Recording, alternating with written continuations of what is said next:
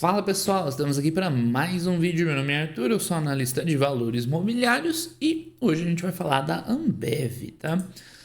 Bom, a Ambev dispensa apresentações como empresa, todo mundo conhece, seja o produto, seja a empresa quem trabalha, né, com o mercado de capitais no Brasil, com certeza já ouviu falar das ações da Ambev, é uma empresa super icônica do Brasil, tá há muito tempo aí no mercado, teve um destaque muito grande lá atrás, quando virou a Ambev, né, teve fusão lá de um monte de marca, Antártica, Skol lá, não sei o que, depois ela foi comprada pela o controle, né, pela Bembev, lá Anheuser-Busch, nos Estados Unidos, enfim, todo mundo conhece a história da Ambev, e inclusive as questões lá que no passado todo mundo achava a empresa super cara, né, porque, e assim, ela nunca foi um absurdo de, mesmo de price earnings aqui, ó, vamos ver.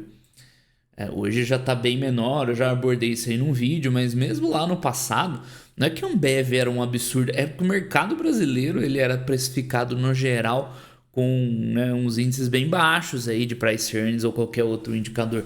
Então quando surgiu uma Ambev, uma VEG, uma Raia Drogasil, né, a galera surtava, a própria B3 quando ela fez o IPO lá em 2008 e tal.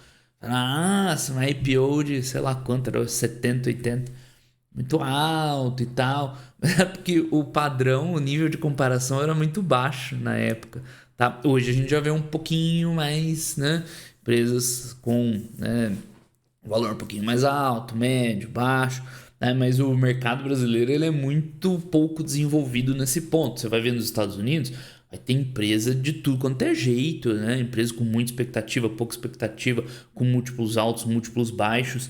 Aqui a gente não tem empresa de tudo quanto é jeito, né? Tá melhorando bastante isso, mas ainda falta. Então a Ambev ficou com essa marca aí, né, de empresa cara. Ela tinha, é verdade, né, um múltiplo relativamente alto. Os padrões brasileiros era alto, né, entre 20 e 30.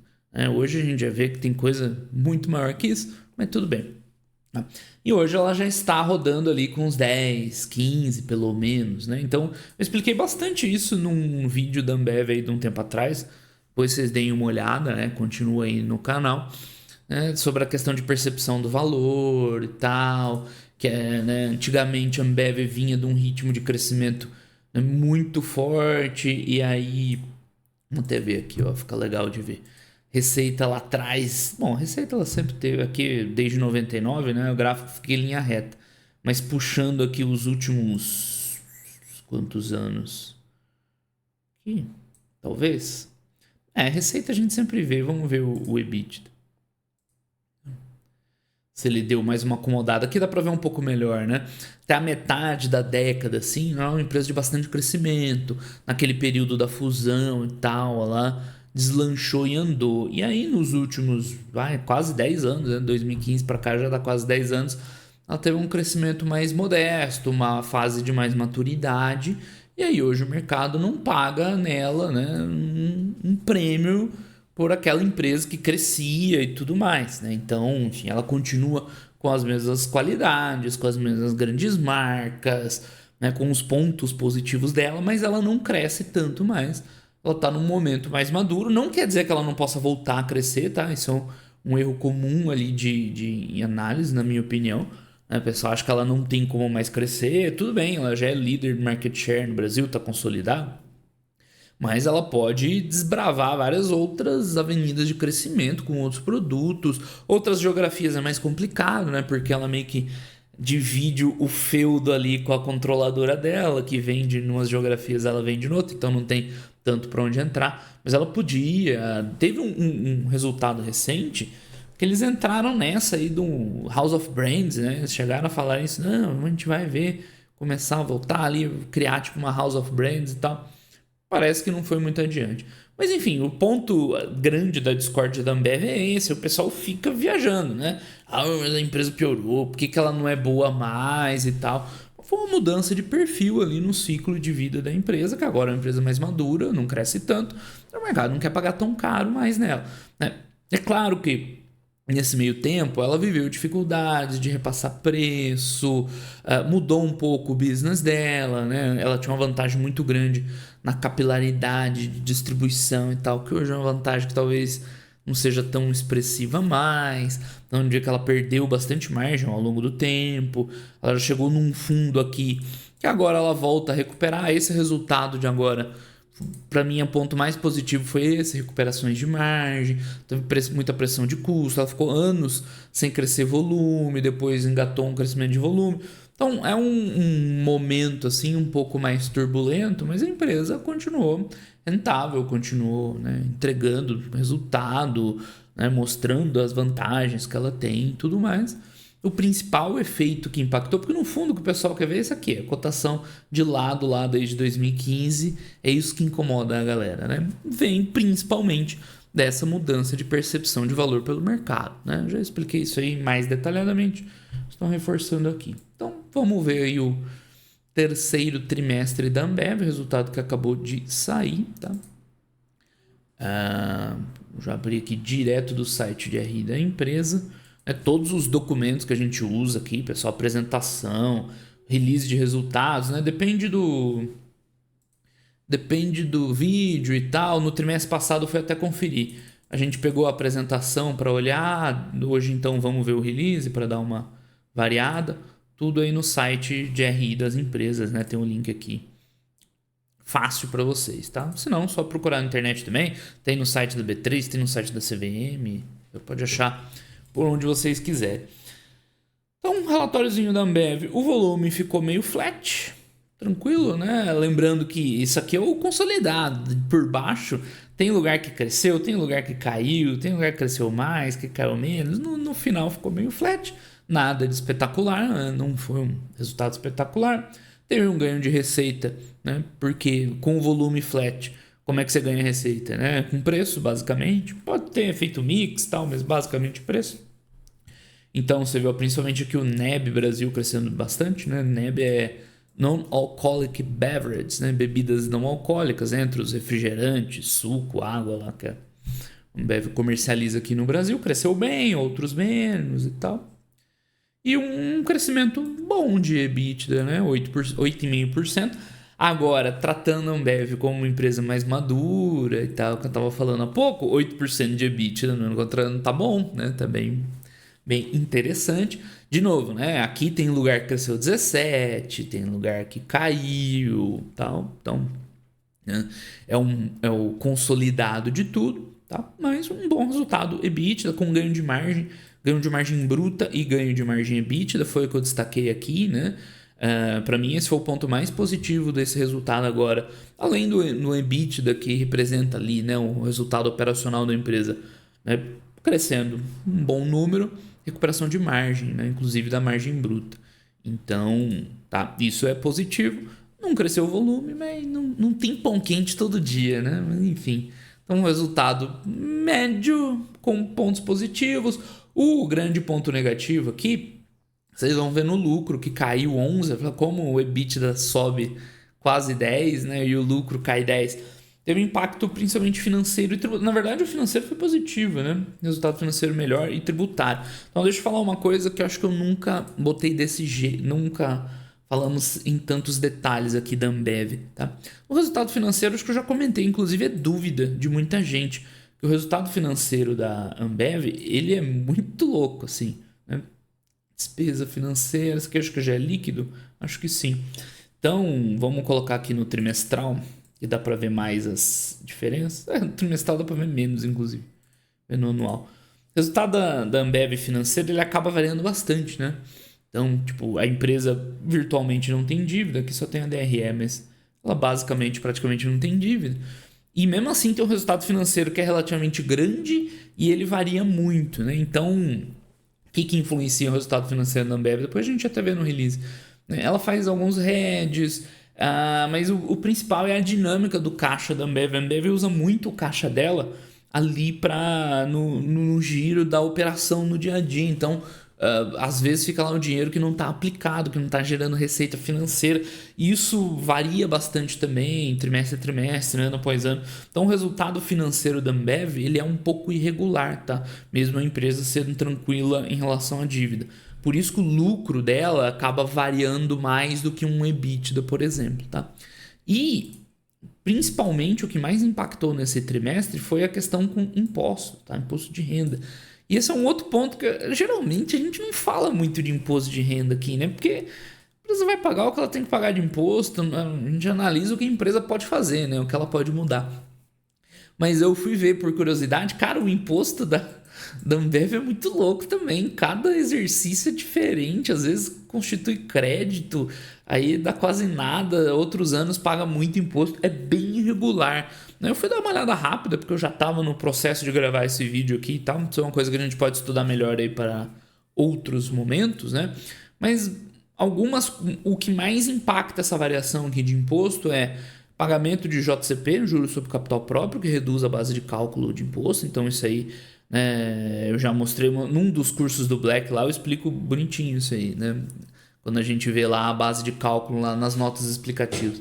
Mas é só você procurar lá nas notas explicativas do resultado completo da empresa, tá? E as subvenções governamentais, né? O pessoal chama de benefício fiscal. Então, eles acabam tendo essa natureza irregular, que vai ter exercício que é cobrado mais, outros que é cobrado menos. Teve mudança de regra tributária do ano passado para cá também.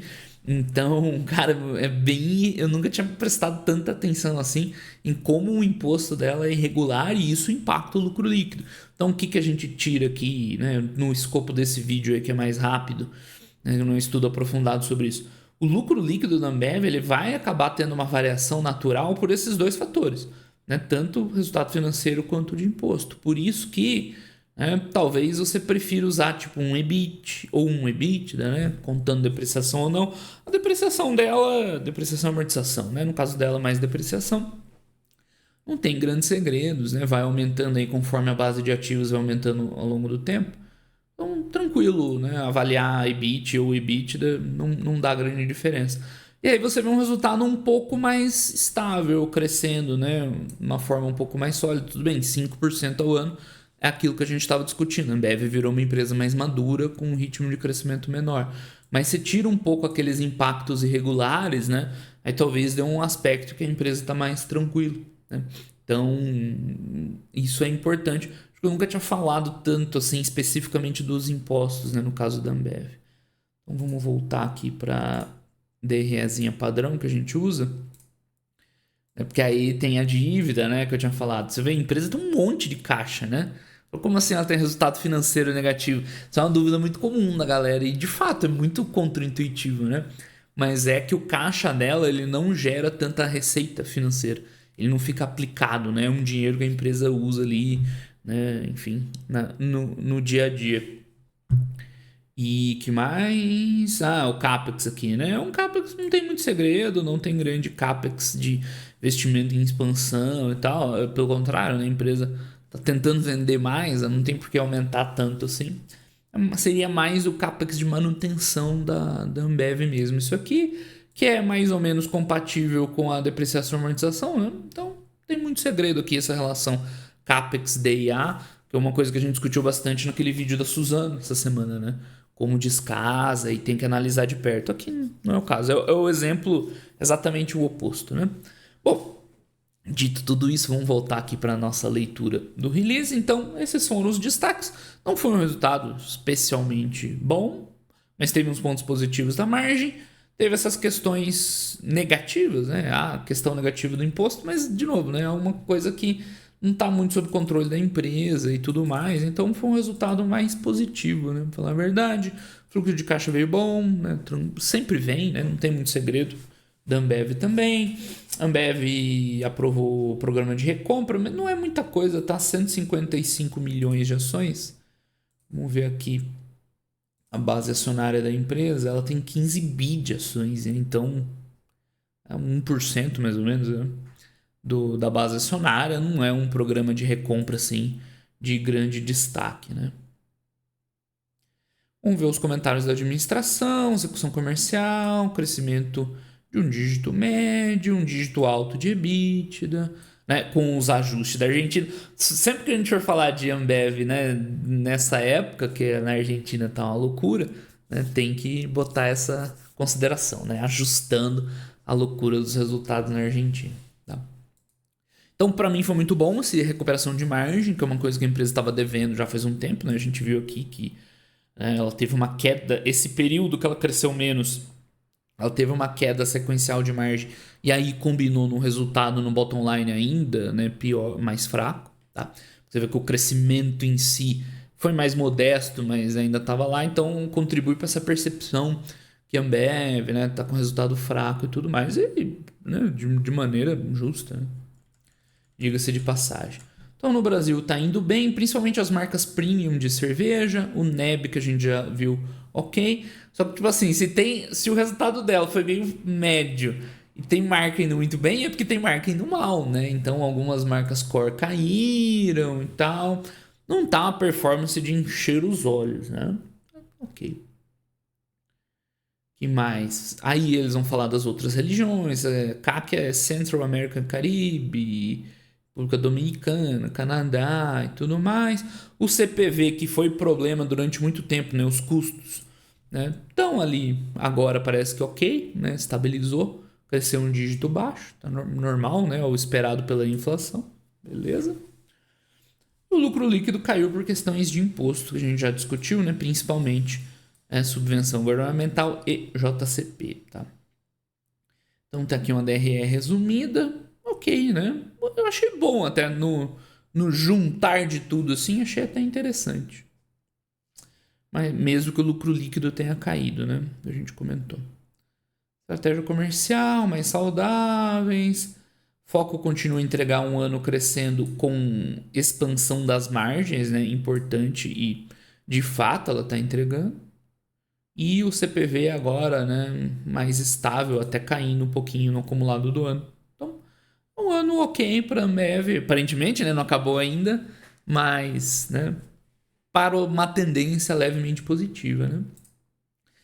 Aqui eles vão falar do framework, de planejamento estratégico e não sei o que lá e tal, bacana, sustentabilidade. Vamos agora pro resultado. Lembrando que esse release da Ambev ele é meio maçante, né? Assim, não é ruim isso, não é errado. É porque a empresa bota todas as informações que ela tem e aí ela vai falar Cerveja Brasil, o resto do Brasil, América Central, América Latina. Então você vai vendo muita informação, muito texto, cansa um pouco, né? Mas sem estresse, se quiser, abre lá no site de RI a apresentação, que ela é mais objetiva. Eu tô revezando aqui, né? Às vezes eu coloco a apresentação, tá aqui. Não, aqui é o link para apresentação, desculpa. Mas tem lá o arquivo da apresentação. Enfim, eu tô revezando para senão o pessoal reclama que não tô vendo tudo detalhado, né? Mas o desempenho operacional de Cerveja Brasil foi médio, né? Com o destaque positivo para as marcas premium e as marcas core um pouco mais fracas, né? Os volumes também cresceram muito pouco, beleza. Nada demais, tá aqui os destaques. Então você tem toda, né, a DRE só de Cerveja Brasil, né? Resultado, as margens aqui, né, tá ok, né? Uma melhoria boa de margem, tá bacana. Lembra que a Ambev tem esse resultado orgânico reportado, né? Que aí o orgânico é ajustado principalmente para moeda e para outros itens lá. E o reportado é o contábil oficial, tá? Essa é a diferença dos dois. Então, beleza, né? Um resultado bom, cerveja no Brasil. Aqui é o acumulado de 9 meses, mesma coisa, né? Um ganho de margem, um crescimento do lucro, do EBITDA ajustado, lucro operacional, tá? Então tá bonitinho. Cerveja no Brasil, de fato, tá indo bem. Neb no Brasil tá indo bem também, né? A gente viu o crescimento bom de receita e tal. Então, né, aqui a gente tá vendo um crescimento já mais expressivo, um ganho bem forte de margem, né? Legal isso aí. Tem algo específico? Blá, blá, blá, blá, blá. CPV subiu um pouquinho, mas a receita subiu muito, né? Marcas Health and Wellness e energéticos. Lembrando, né? A Ambev não vende só cerveja, vende refrigerante, suco, Gatorade, Red Bull, enfim, bastante coisa. Pepsi Black. Ok, então, resultado bem bom de NAB Brasil. Nos 9 meses também deu bem positivo, tá? Já sabe, tem coisa que veio ruim, porque se esses dois estão bons, né? Tem que balancear. Então, Brasil consolidado, cerveja e não cerveja, também positivo. no acumulado mais positivo ainda, né? No 2024 melhor. Agora vamos tentar ver onde tá ruim, né? América Central e Caribe. Parece que foi bom, não? Foi bom também América Central e Caribe. Mas, tipo, aqui a gente tá falando de resultados bem menores, né? 3 bi de EBITDA, enquanto que Brasil é 11, tá? Então, tipo, o principal é Brasil, o resto influencia menos. Certeza que a América Latina que tá ruim, velho. Sempre né? Olha lá. Sempre América Latina. E, sinceramente, é muito difícil, né, avaliar isso aqui por toda a questão, principalmente na Argentina, né? Desafiador e tal. Mas, tipo, tá caindo em outros países, que não tem problema da Argentina, né?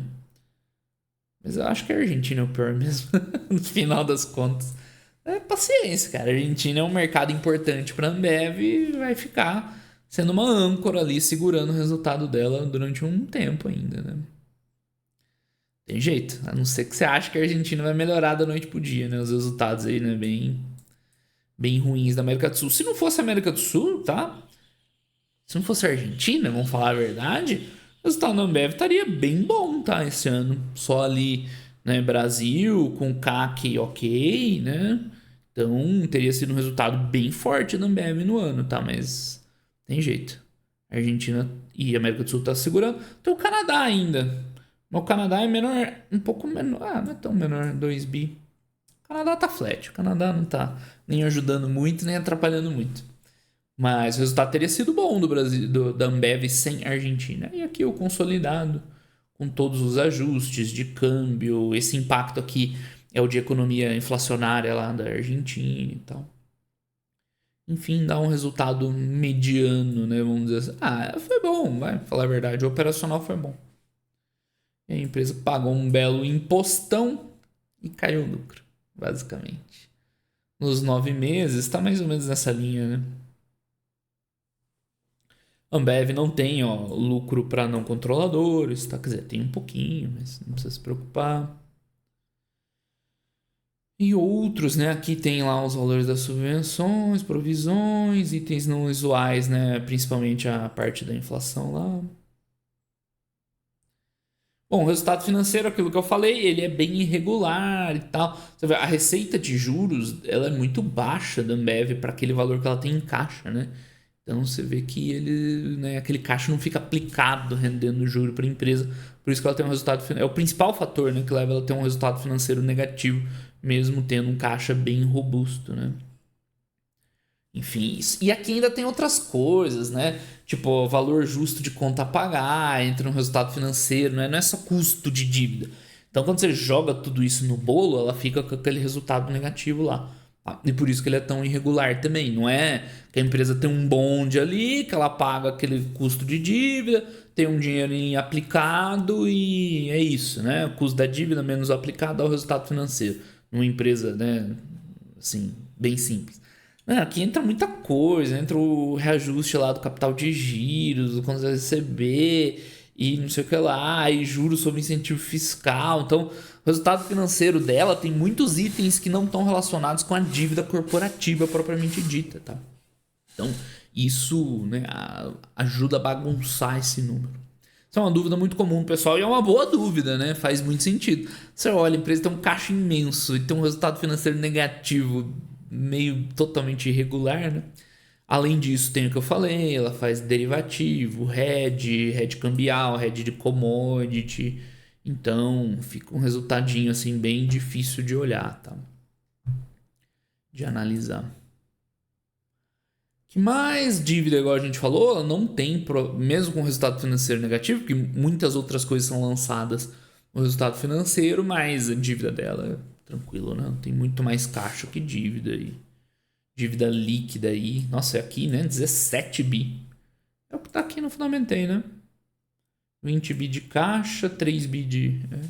17 bi de caixa líquido. Bastante dinheiro.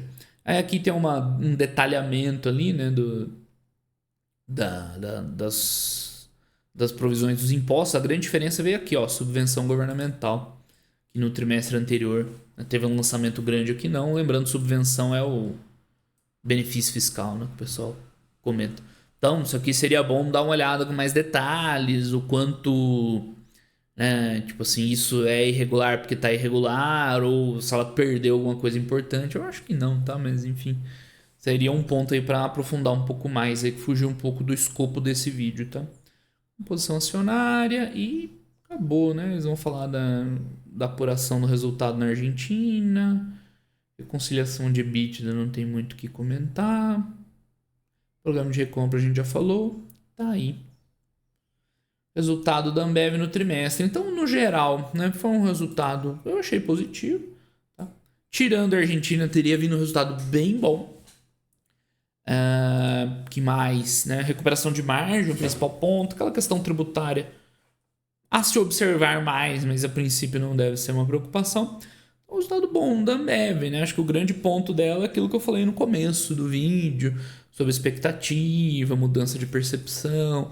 É difícil você avaliar ela com esse, né, prior, né, essa informação prior da expectativa. Se a gente pegasse agora, olhasse esse balanço, esses números, você achar, os números estão bons, está crescendo, a empresa tranquilo, o valor é ok, né? A empresa está valendo 200 bi, né? Para esse EBITDA de 20 e poucos bi, tá bom? Então, essa história Ambev é uma empresa cara, hoje já não dá para falar isso, mas estaria certinho. Só como a gente analisa com aquela carga que a gente já conhece da Ambev, das conceitos do passado e tal, né? Fica talvez um quero mais da empresa assim, né?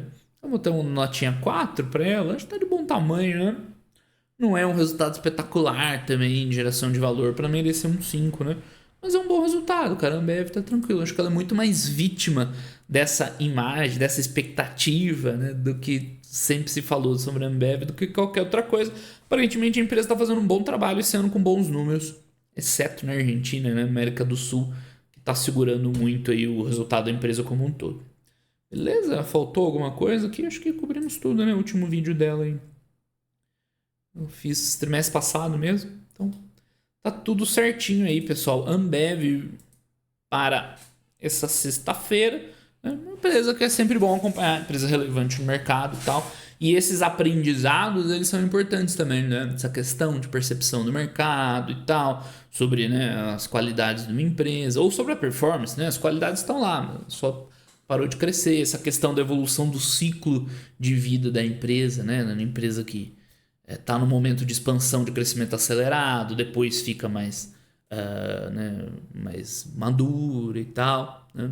Você vê que ela tem essas características de empresa madura, inclusive se a gente for ver distribuição de caixa, né? O CAPEX a gente já viu que está estabilizado, ela tem pago bastante proventos, né, no fluxo de caixa, está acumulando caixa agora, né? O caixa está aumentando, mas paga um provento bom, né? Tem o programa de recompra, a gente viu que não é grande coisa. Então ela é típica empresa madura, né? Já está com um crescimento mais modesto, domínio do mercado, tem as suas vantagens competitivas, mas ao mesmo tempo já não tem tanta reaplicação de capital e tal, devolve mais capital para os acionistas. É isso, é o que está no livro lá descrevendo uma empresa madura, né?